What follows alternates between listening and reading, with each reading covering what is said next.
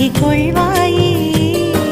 துன்ப முடிச்சுகளை அவிழ்க்கும் அன்னையே, எந்தன் துன்பங்களை உந்தன் பாதம் தந்தேனே. துன்ப முடிச்சுகளால் வருந்தும்